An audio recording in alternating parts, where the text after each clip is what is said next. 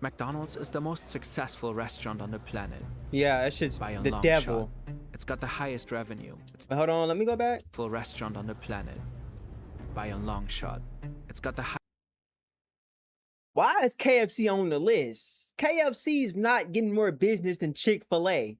Come on now. Okay, Subway, Domino's, Wendy's, Starbucks, okay.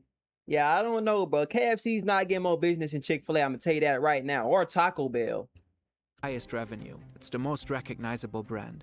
There are over 40,000 restaurants worldwide, and the company plans to expand even more. You can eat fries under the northern lights, cool off with a McFlurry in the Negev desert, or grab a Big Mac on Guantanamo Bay. Even just a few steps from the Vatican, there's a McDonald's, though some of the cardinals find it perverse. McDonald's is everywhere, or at least almost everywhere. What happened to McDonald's in Africa? Why are the Golden M's so rare across a continent that's home to almost 1/5 of the world's population? It's not like American fast food hasn't found its way into Africa. KFC is here, Pizza Hut is here, even Burger King made it. So why didn't McDonald's?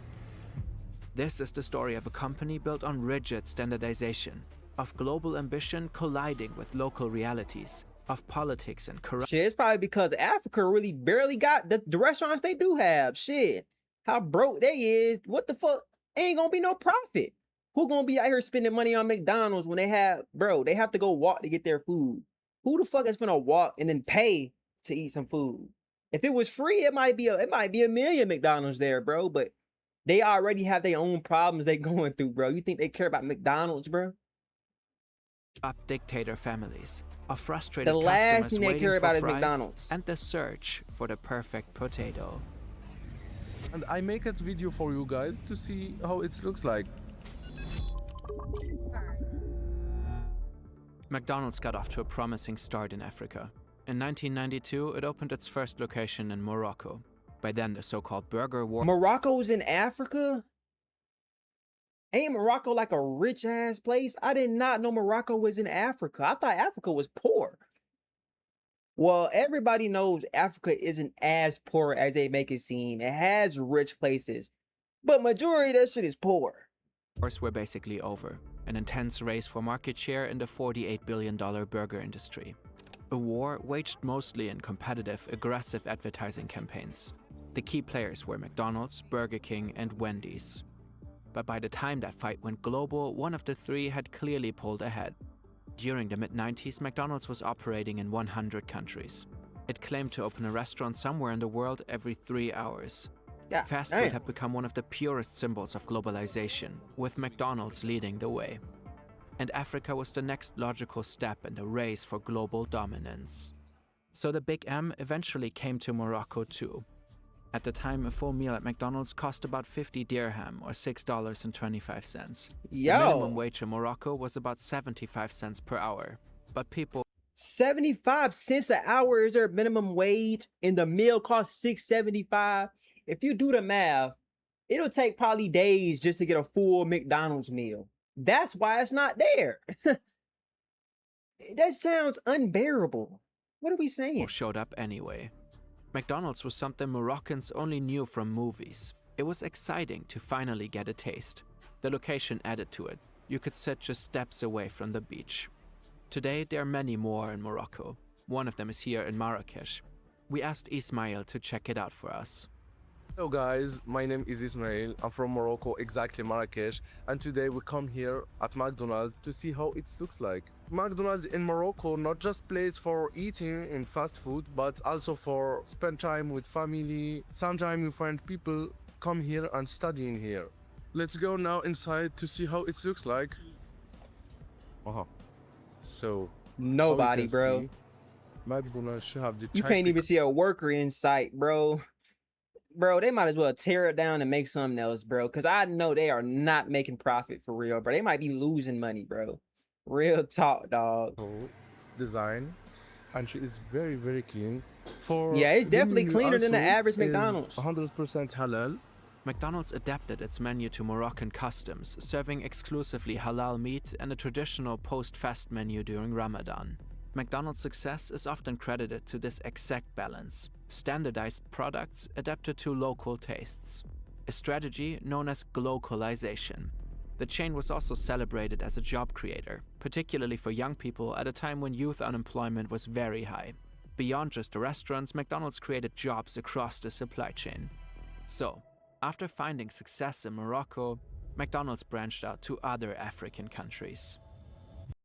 Let me clear something up about AI agents after using Monday.com for a week. First of all, AI this, AI that. AI this, AI that. Where I'm at right now, we barely have water, but they have data centers. Fuck AI. In the mid-1990s, South Africa was undergoing a historic transition. Not long before, the apartheid laws had been abolished and the country was starting fresh. McDonald's seized the moment and opened its first restaurant in Johannesburg in 1995.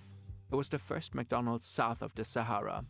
But the real breakthrough came in 2011 when McDonald's sold its South African franchise rights to Cyril Ramaphosa, a former businessman and future president of the country. He scaled the business significantly.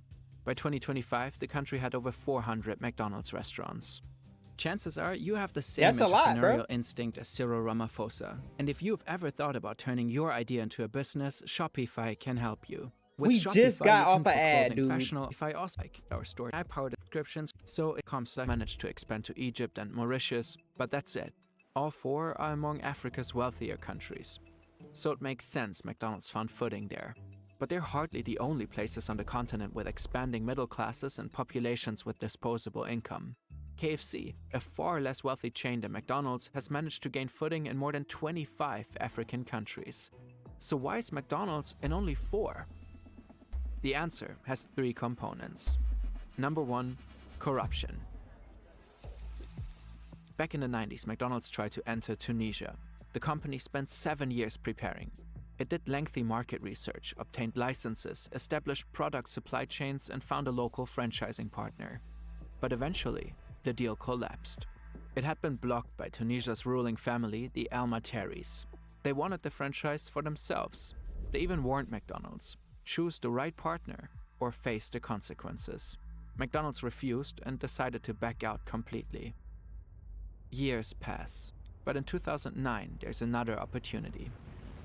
A US ambassador and his wife have been invited to the home of Nesrine Al Materi, daughter of the Tunisian president.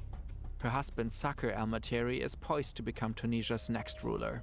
They meet in this impressive beachfront mansion featuring Roman columns, an infinity pool, and a pet tiger called Pasha. They enjoy a lavish banquet, while the country is facing bankruptcy and staggering unemployment. That's the problem. Motherfuckers is having lunch with a tiger, bro, in the middle of the desert or wherever, bro. Why is people out there who don't even have water, dude? That is the problem, bro. Money has ruined everything. Everything, bro. Money is ruined everything.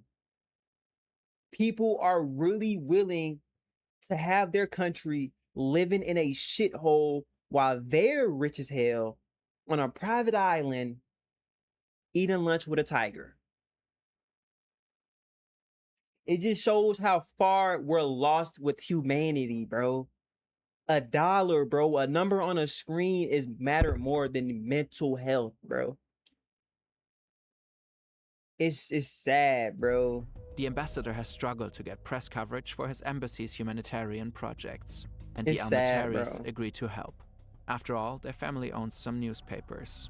In return, they would happily assist McDonald's in entering Tunisia. Maybe they could start at a new port in La Joulette. But it won't come to that. In December 2010, a young street vendor sets himself on fire in an act of protest. In response, people hit the streets, demand change, and eventually revolution sweeps across the country. Tunisia's president is ousted from power during the Arab Spring. The Al Materi family flees into exile. Years of political instability follow, and the economy never truly recovers. To this day, McDonald's hasn't opened a single restaurant there. But in many cases, the absence of McDonald's in African countries isn't explained by corruption or political instability. Instead, it comes down to something rather unexpected. What? 2. Crispy on the outside, soft on the inside. Crispy on the outside, soft in the inside. What could this mean? Whether you eat a burger in Germany, Japan, or the US, McDonald's wants their product to be the same experience wherever you order it. This reliability is a core aspect of the brand. That's why McDonald's relies on strict food safety standards and protocols. These cover everything from food sourcing, packaging, and distribution all the way to how restaurants are run. There are hygiene rules in every step of production. Ingredients have exact specifications, and recipes are standardized down to the finest measurements. And potatoes are at the heart of one of their most important products. This is a russet Burbank. It's McDonald's favorite potato for its fries. The fast food giant also relies on varieties such as Shepherdie, Innovator, and Zorba. These potatoes are specifically approved for use and are mainly grown in the US, Canada, and Europe. McDonald's is very specific about how they're to be cultivated. Farmers in the supply chain have to follow strict rules to make sure the quality stays consistent, because after all, the fries are supposed to taste the same everywhere. Their standards define desired potato length and thickness. The fries need to be crispy and golden on the outside and fluffy on the inside. McDonald's tries to source their potatoes locally. In Germany, for example, most potatoes come from German farms with additional supplies from neighboring countries. But in Africa, generally speaking, the exact potato varieties McDonald's prefers are not cultivated at scale, so it might have to ship potatoes over long distances. And that can pose a whole series of risks. Look, a perfect sandwich. And look what it is, symphony. McDonald's. Nothing could be better. Okay, it just got better. When have you ever went to McDonald's and your sandwich actually looked like this? Never, bro. This shit be flat like somebody just sat on that shit. Ready for the tea at McD's? It's any size soft drink for just 99 cents. Get this off our screen, bro. Wait, before you use Higgsfield, read the fine print. Their terms give them the right to use your prompts, your references. It's 2022 in Kenya. Kenya. KFC is very popular here. Their potatoes are shipped in from Egypt, but it's COVID and container ships get stuck. And so the chain runs out of fries. Kentucky Fried Chicken, an American fast food restaurant chain, announced that it's run out of potatoes, fries. But KFC refuses to use local potatoes to bridge the gap. And that gets people very upset. According to KFC, these potatoes, these beautiful African potatoes, these beautiful Kenyan potatoes are not considered as potatoes to KFC. Potatoes are the second most popular staple in Kenya after maize. The country is the 5th largest potato producer in Africa. I don't get it. What happened to the potatoes that they are growing in Kenya? They are not good enough for the Kenyan people to eat your... But the issue isn't really the quality of Kenyan potatoes. Just like McDonald's, KFC relies on a specific potato type that turns crispy on the outside and stays soft on the inside when fried. The potato grown by most Kenyan farmers is called shengi, and it doesn't meet these strict requirements. A little off topic, but Burger King actually benefited from KFC's misery by running an ad campaign that mocked its rivals' woes. Now, we don't know if McDonald's executives are aware of the Kenya KFC fry crisis of 2022, but chances are they studied it closely and drew their own conclusions. And McDonald's supply chain challenges in Africa go beyond potatoes. They have all to do with the equator. To understand what we mean by that, let's take a look at Nigeria. The country has a population of more than 230 million people and is one of the largest economies on the continent. On paper, it looks exactly like the kind of market a global fast food giant would want to enter. And in fact, Nigeria has KFC, Domino's, and Burger King. But once again, McDonald's is missing. Likely because while it's economically developed, it's also the ultimate end boss for a reliable cold chain. A cold chain is basically a temperature-controlled supply chain. Its task is to keep products cool the whole time while they're being stored and transported. And depending on the ingredient, the cold chain has to remain uninterrupted to guarantee McDonald's quality and food safety standards. Products like meat have to stay within strict temperature ranges the entire time. To make that possible, temperatures inside trucks and storage facilities are continuously monitored. Yo, what is that, a To make that McDonald's possible, warehouse, yo? temperatures inside trucks and Why I never seen this before? Is this a McDonald's warehouse? Oh, brother, they want us to die so fast, bro. McDonald's is so unhealthy, bro. But it's the most, they have the most locations across the US. It's the biggest restaurant in the whole world. But it's gotta be the most unhealthiest, bro. That don't make sense, bro. And then the healthy stuff, expensive. McDonald's cheap, but it's horrible for you. Storage facilities are continuously monitored, and logistics teams receive real-time updates if something goes wrong. But in Nigeria, everything can go wrong all the time. In the major city Lagos, power cuts are frequent. At the same time, the average temperature is around 34 degrees Celsius. So when power goes out, frozen burger patties thaw within just a few hours. That can quickly become a health risk. Nigeria is also enormous, nearly twice the size of Spain.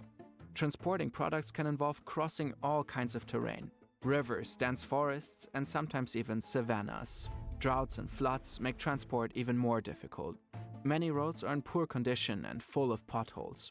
All of this makes it incredibly hard to stay within certain transportation timeframes and guarantee ingredients stay cold. Yeah, so they don't need to be worried about McDonald's. They need to worry about life, infrastructure. That's what they need to be worried about. That's why there's no McDonald's. It's easy. It's an easy fix, bro. That's the reason. They need to have bigger stuff to worry about. They're not worried about fast food. They need to worry. They trying to get food in general. You see what I'm saying? Still, it's likely just a matter of time before McDonald's overcomes these hurdles and conquers Nigeria. The country has already transformed rapidly in recent years. Its growth potential is enormous, and the Big M shan't miss out.